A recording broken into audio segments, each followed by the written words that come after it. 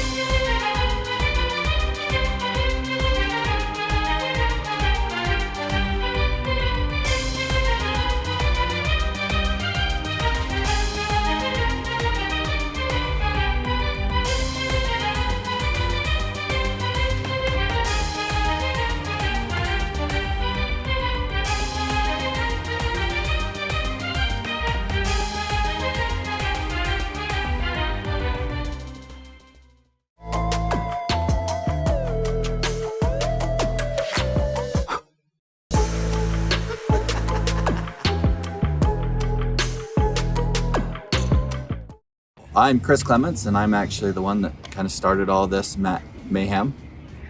We started in Linden at my parents' house in many decades ago, and this is what we have here. It's kind of evolved from spider web to pirates, but it's been a lot of fun. I'm Matthew. I'm the one who mostly sets them up this past couple years. I'm their son. I'm Jacqueline Clements. I'm just the spokesperson for all of it, and the go-to gopher when we're building the projects. We have two other kids that help, but they are both grown and no longer living at home, so they're not here tonight. But this is the Clements family haunt. We call it Pirate Cove, and it's meant to be a story that you see through picture of a little town in a cove where pirates have sunk their ship. We started 19 years ago at this location. We've been doing it for 23 years, but we lived in apartments, so it wasn't quite this extravagant back then. My husband and I met doing theater in high school, and we did some Halloween plays, and then we had kids and didn't have time to do theater anymore. So this became our creative outlet for that. And we started with like a crypt and a great big huge spider web that my husband built. Most of the original stuff my husband had built. But his dream was to do, we're Gen Xers, so Goonies is our inspiration for a lot of it, and he wanted to do a pirate ship coming up out of a swamp. So it's kind of turned into that now. So we have our witches that live in the swamp, and then the pirate ship that's rising with its people into our witches' lair, and our bar is and obviously our jail. So we kind of created a little town is kind of what we're moving towards at this point. But yeah, You kind of mentioned it, but what inspired mainly the pirates that you have going on? Goonies inspired most of the pirate stuff, combined with my husband's kind of imagination. So obviously the ship, you've got the guy up there, he's got the key on him, and then the captain's one-eyed, so One-Eyed Willie from Goonies is where that came from. And then we found a great dragon, so we decided it'd be great for the dragon to be attacking the pirate ship. So then we have the pirates that are over here fighting the dragon and fighting the spider that's coming up the back. So that's kind of the pirate ship, kind of where some of those ideas came from. Jail scene, obviously, Pirates of the Caribbean is kind of where we got that. My husband had seen do-it-yourself stuff on YouTube. And that's where we got the idea for our drunk pirates. We thought it'd be fun to have something a little interactive at the time. And our bar, we just thought it'd be fun to do, you know, you think of pirates and drinking and stuff. So we thought it'd be fun to do a bar where you have some pirates cheating and some fun stuff going on like that. So that's where that came from. My next question is, can you tell us about some of your bigger set pieces, like the pirate ship, the witch's hut over there, the jail, all that, and what went into it, and like building this brick wall and stuff for the bar? Like, kind of tell us your process, how you did it. Most of our witches, actually most of our big sets, Carl's cabin, the witch's shack, the boat, is mostly pallet wood, free pallet wood. There's a few things we had to buy for structural stability, but so that helped us keep the price down on those. And my husband draws up a plan for it, and then we start building it. Like Carl's shack is our newest one, the one we did this year. It just a set piece, really thin, really, we're trying to keep it light because it's just 2 or 3 of us hauling it all in and out. So, but it was inspired by you type thing, but also my husband's grandfather used to go fishing. He used to kind of dress like that. So that's how Carl's shack got his name, after my husband's grandpa, because he says it reminds him of his grandpa. The witch's shack, we wanted it to have a look like the witch's potion had a accident and had exploded out the side, and it gave us a way to let people see kind of the inside of the witch's shack a little bit and make it a little more functional that way, because we also use it for storage. Like, we pack a lot of the stuff into the witch's shack. It's on wheels and we pull it around back. The pirate ship is on wheels as well. The mast is our biggest thing every year. It's a project to put up, but it's just PVC pipe that we've painted and cut a little bit to make it look like wood, but there again to keep it light so we can actually move it and we don't have to worry about it falling and breaking something or hurting somebody. The jail, we just got, there again, this is all pallets my sons and husband and daughter all put together. The jail's just got PVC pipe and the wood. We found some wine barrels that were being sold on KSL and went and picked some of those up to kind of give it an authentic look. Kind of when my husband went to work on the bar, because he wanted a fun look but didn't want to like make a big heavy bar. He wanted to see around it but still give it a little bit of authenticity. So that's where the barrels came in, is we went and got those. And of course, you know, they're trying to get the key from the dog.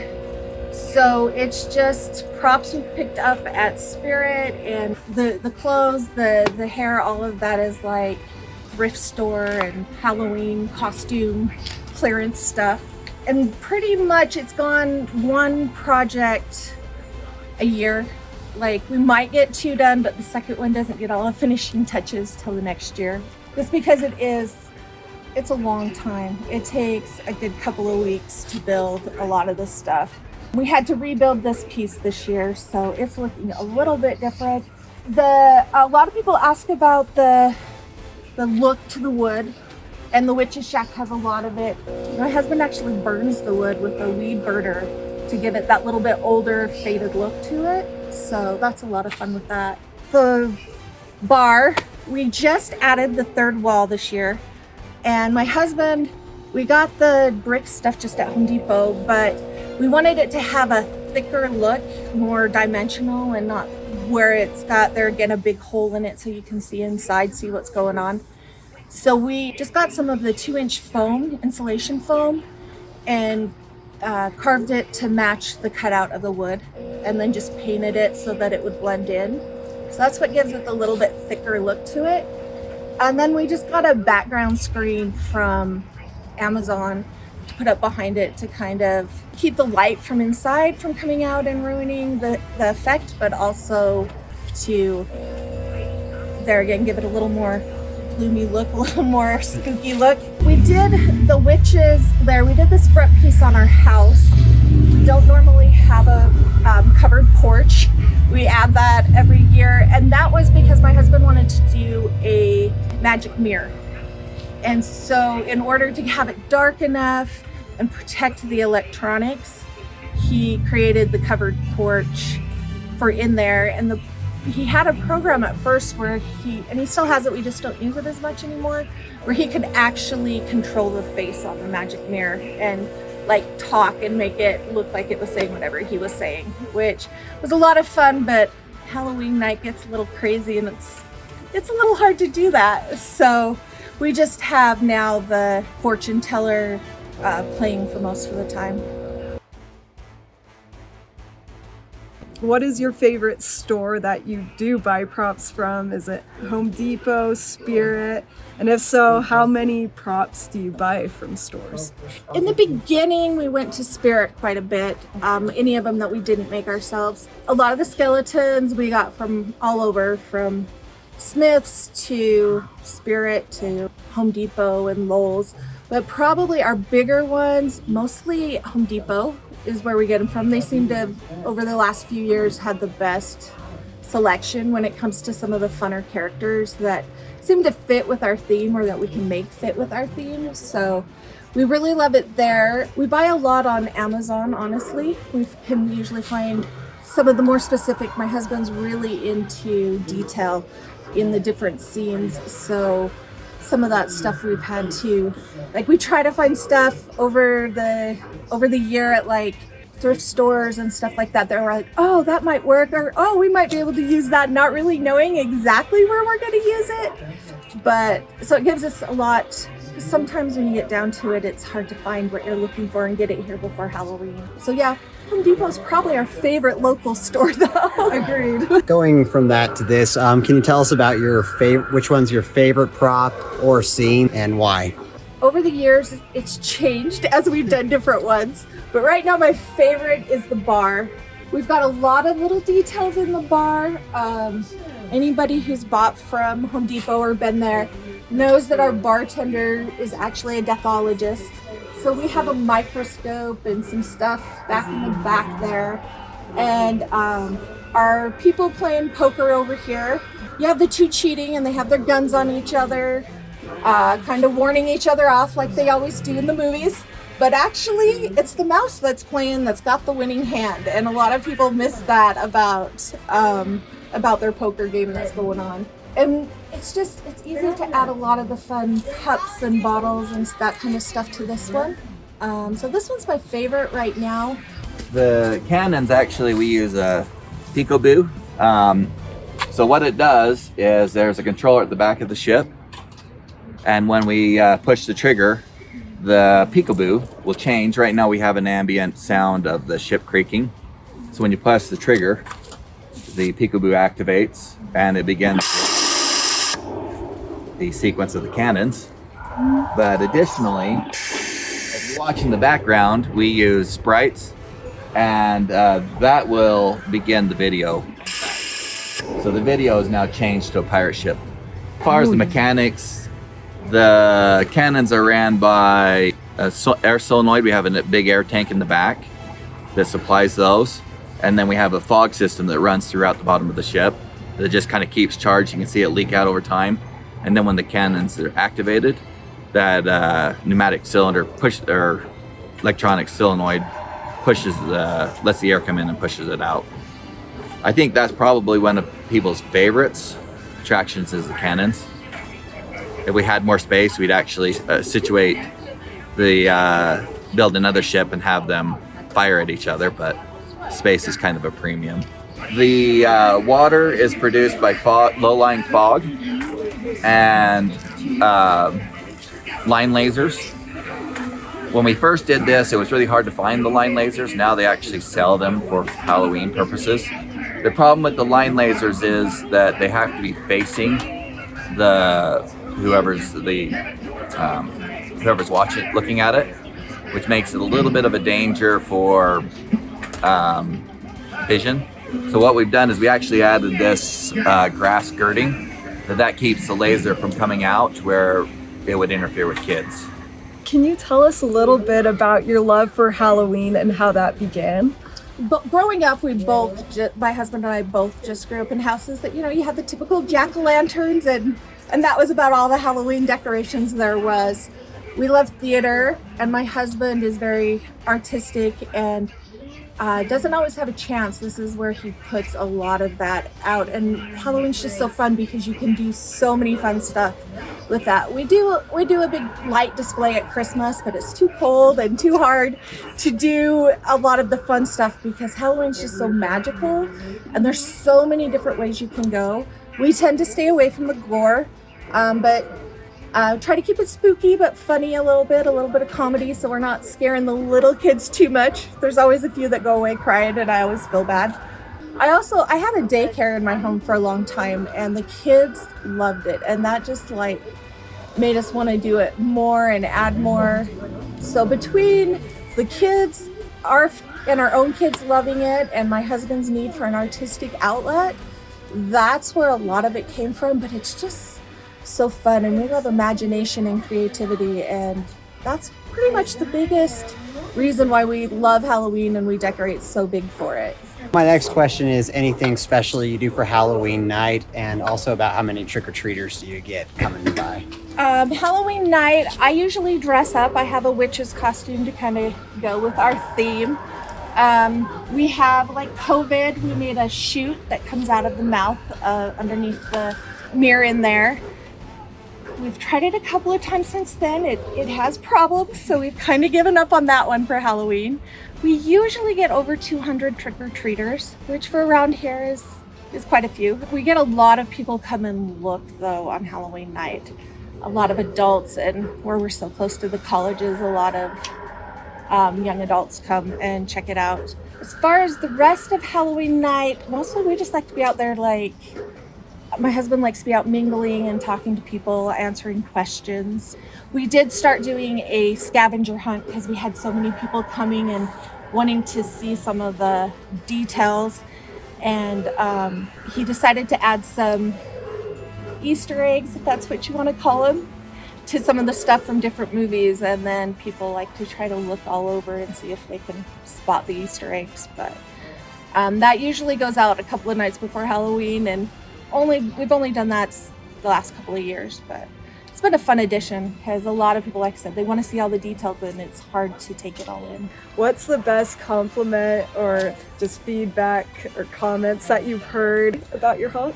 Probably one of the best was there was a guy that lived a few houses down that he does animation, and he's worked on some pretty big films for the big companies. And when he comes and says he loves to just see it because it just reminds him so much of Disneyland and just the creativity that has to go into his artwork, it makes it feel appreciated, the artwork that goes behind it. But I love it when people come up and they say, my kids make us drive by every single day, and they know when you do something new, when you've added something that day, because it's a process. It takes us a few weeks. So there's kids that want to come and see every little piece that goes up. So where do you store everything after the season ends, and including your big set pieces? Our big set pieces, we actually, the wall pieces, we have some bars that go on the back of the witch's shack that once we get it in place, we stack them so that they make the witch's shack thicker, and then we can protect them, put tarps and stuff over to protect them. Some of the other larger stuff that isn't as fragile gets packed inside the witch's shack. A lot of the poles and sticks, the mast comes down into several pieces, and it all just gets stored right in the ship. And the well and some of that stuff all just gets stored right in the ship. So it kind of compacts down, which makes it a little bit easier. And we have a spot dedicated next to our shed in the back where all of that goes, and we try to keep it tarped and protected through the winter. The rest of it, we have a shed, and half of the shed is Christmas and half of the shed is Halloween, and it is packed to the top. It is not something you can go in and like be like, oh yeah, that's at the back. I'm just gonna walk to the back of the shed. No, the shed is packed from the back all the way up to the door of Halloween and Christmas. How do you weatherproof everything? Yeah, the weather's always a problem. We had to reinforce our mast this year because of previous weather events. And so now it's, instead of, because originally had the rope rigging was what held it up, but now we've had to install cables that are bolted into it to hold it and support it. Because that's a lot of mast and sail up when you get a decent wind. But luckily we're kind of protected by these trees here that keep a lot of the wind off of us. The projections, they're all in custom boxes that are water resistant, though we still cover those up when storms come in. If it's wet snow, it will mess with the netting. Yeah, I'd imagine. A lot of it is designed to sit out in the weather, because when we store it, a lot of it folds up into the witch's shack, and the pirate ship, they're always exposed, kind of adds to the ambiance of them, so they usually do fairly well. Any big plans for the Halloween 2024 season? 2024, we are going to expand our bar a little bit more. We started a little bit over here with our jumping spider and luggage, but we're gonna do that and probably add more to Carl's Shack.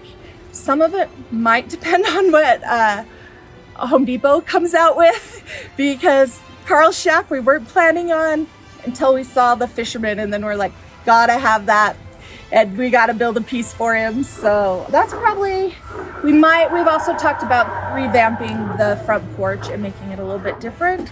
We're running out of space, so a lot of it is just kind of, what do we need to fix? What do we want to change? We do have one open area that my husband is thinking, we're trying to figure out the logistics of it. He wants to do a projection onto our center piece up there and have it just look like there isn't a screen. So, you know, like a 3D projection, like kind of like our witch, but more open. So it'll be a little harder to hide, but that's part of the fun for him, is trying to make the technology behind it as not visible as possible. He also wants to do some dancing skeletons up on top of the roof. And if we can find a big enough spider, he wants to do a big spider, because it's like, we got to move up now, I guess. So we might build the bow of the ship. This year we built the middle section. We may end up building a bow. The other thing we are looking at is the bone organ from Goonies, and see if we can get it to work. And though I've lost the plans, I have a fortune teller that'll be an animatronic, but I don't know if I'll be able to find my plans and rebuild it. Where can people find you on social media, like the haunt and all that? We've been doing this a long time, but social media, we're just kind of getting started on. So we just have our Instagram account right now, which is Pirate Cove Orem. We share with our private Facebook pages, but that's pretty much, it all links back to the Instagram page right now. Hopefully I will become more tech savvy and we will have more on there and more stuff available. My kids, just as they're getting into that, they take off and move away and help set up, but aren't here to do the rest of it. So